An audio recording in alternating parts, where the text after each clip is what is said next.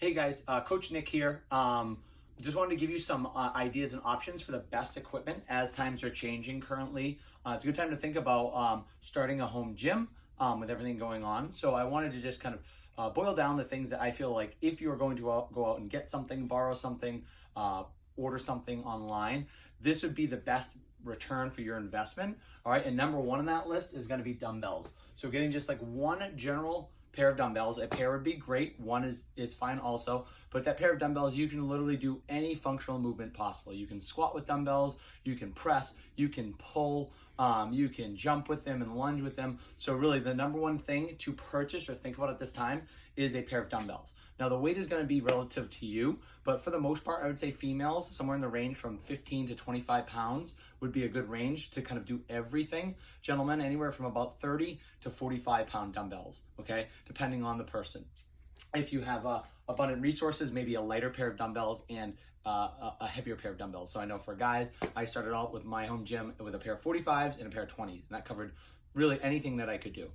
The next on the list is going to be bands. Bands are very universal, and what they are, they take up little space, a little bit of room, and they're really good for pulling, which when you're doing a lot of at-home workouts, we don't get a lot of. We can do all the squats and lunges and burpees and sit-ups and push-ups possible, but there's not a lot of pulling unless you have the black and white strength to do a bodyweight pull-up on something or have some other odd objects around the house. So bands, you can anchor them to anything. You can pull with them here. You can step on them and do bicep curls and any type of other pulling movements. So a band is really the most space-saving option out there.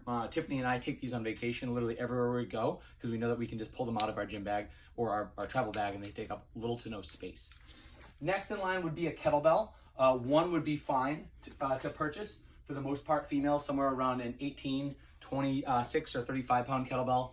Gentlemen anywhere from that 35 to the 44 to the 53 pound kettlebell. One kettlebell, again, you can do all of these movements with. You can do things like one arm rows and upright rows and get into almost those Olympic level lifts with a little more momentum with the kettlebell swing and variations of that. Down the line a little bit more, the last thing that I want to mention when you're kind of starting to build this at-home gym would be a pull-up rig, right? Some type of a pull-up bar. We have one homemade outside, hanging between two trees with some equipment built at Home Depot. We have another one mounted to the support joist of our house up here. Really just hanging, even if you don't have the ability or strength to do a full pull-up, you can do knee raises. We can just hang and develop that grip strength, and you can anchor off of it to support other things like bands or rings as needed. So what we do at home, quick little trick would just be to use the rings and then hang them up on an anchor point and then be able to use them for ring rows and things like that. So really these would be the top 4 pieces of equipment that I would look into.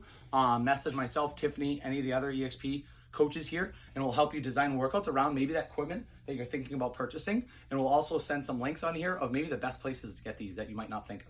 All right, thanks for listening.